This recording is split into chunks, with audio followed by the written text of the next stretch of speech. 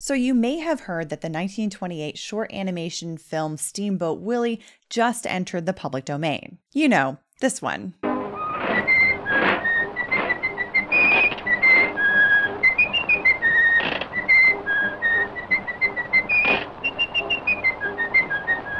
And maybe you even heard that Mickey Mouse himself has now entered the public domain. In this video, we're going to get into what that means, what it means for Mickey Mouse and for Disney, and what it means for people who are thinking of using some of this material moving forward. Spoiler alert, it is not as sweeping as some people are thinking, and there are a number of things that people should definitely keep in mind if they want to be using this content moving forward. Let's get into it.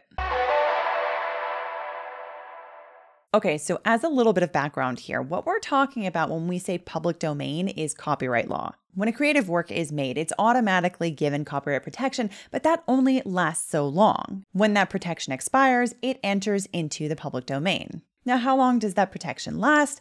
It can depend on a couple things. First off, when the work was created and when the work was published. The reason why it gets a little bit complicated is because Congress passes legislation governing copyright law, and so over time, they've passed more and more expansive legislation that protects the works that have been created and published. And interestingly enough, the most recent legislation that was passed was lobbied by who?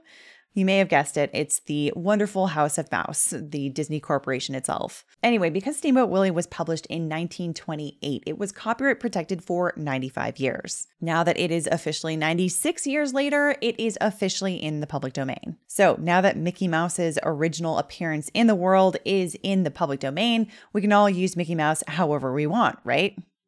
Wrong. First, we have to look at what exactly is in the public domain here. Note that I said that Steamboat Willie, the animated short that was published in 1928, is in the public domain. This animated film can be used widely, but not without restraint. And there are a number of versions of Steamboat Willie that actually came out after this time. So people wanting to use this material actually have to be somewhat careful about these later versions because those are probably actually almost undoubtedly copyright protected. To know for sure whether they are, you do need to look at when the work was created or published and match that up with the federal legislative rules on how long the copyright is supposed to last. Now, at the same time, what we've been talking about so far has been copyright, which has a time limit on protection. But the same thing is not true of trademarks, and that's going to play a bit of a role here in someone's ability to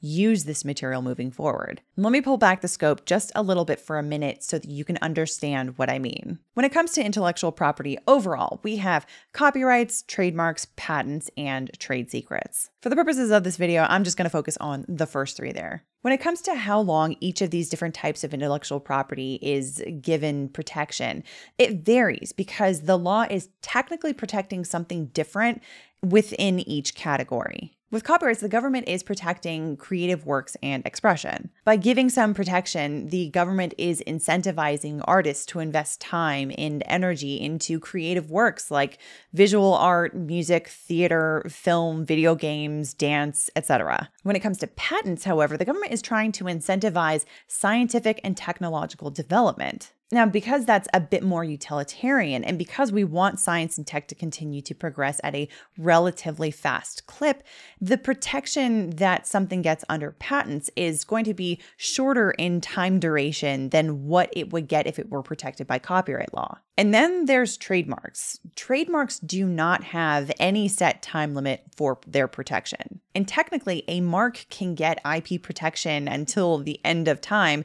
so long as it's being used in commerce until that point. And that's because technically trademark law doesn't protect the creator of the mark, but rather the consumer using the product that the mark represents. You see, trademarks are all about preventing confusion in the marketplace. When you go to the store and pick up a tube of toothpaste that says Crest on it, you don't exactly have the time, energy, or resources, most likely anyway, to actually investigate that this tube of toothpaste that you are holding in your hands is in fact the same tube of Crest toothpaste that you've used before when you've gone to the store to pick up toothpaste for the purposes of brushing your teeth. So as the consumer, you kind of have to rely on the fact that this isn't some imposter product, because the store would only sell you Crest toothpaste that comes from that specific brand and not some knockoff. And so that's what trademark law does. It protects a mark so that the company doesn't have to worry about its brand getting damaged by imposters selling a poorer quality version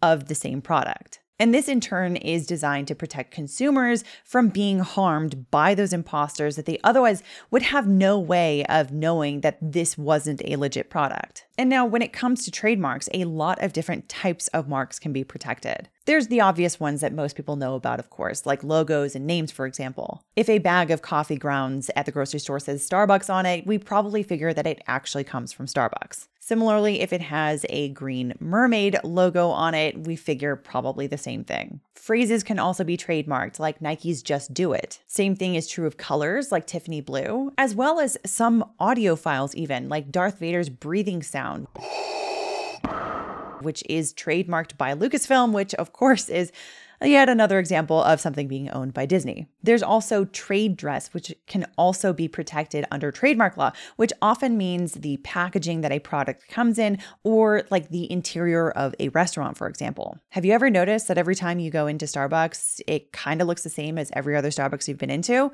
That's trade dress. Anyway, here's how all of that relates here. Obviously, there are a bunch of trademarks that Disney both owns and uses. We already went through at least one example with Darth Vader. Another really easy example, of course, is the Mickey ears. And there's the name Disney itself. That, of course, is also trademarked. But you know what else is trademarked? The name Mickey Mouse, Minnie Mouse, and a bunch of other names. And in 2007, the Disney Animation Studios logo was also updated to include a portion of, you guessed it, the Mickey from Steamboat Willie. So what does that mean for, say, a vendor on Etsy who wants to sell Steamboat Willie t-shirts? If Disney decides that it's worthwhile to do it, they could actually go after them for trademark infringement, even if under copyright law, the animated short that was from 1928 is now in the public domain. But make no mistake, none of this really means anything for Mickey Mouse himself. As a cartoon character, more modern iterations of Mickey are still 100% copyright protected,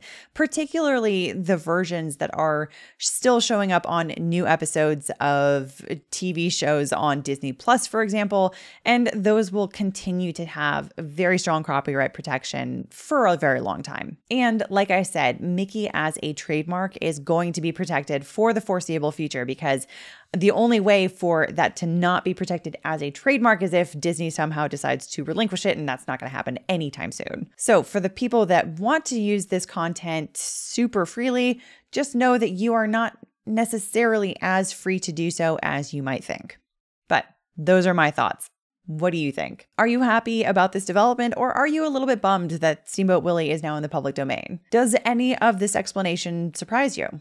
Let us know in the comments down below. Otherwise, I hope you enjoyed this, or at least found it interesting or informative. And if you did, I would love it if you could hit the like button. It does help us with the YouTube algorithm gods. And if you're new here and you want to see more content like this, be sure to hit the subscribe button and the notification bell so you can find out when the next video is uploaded. See you in the next one.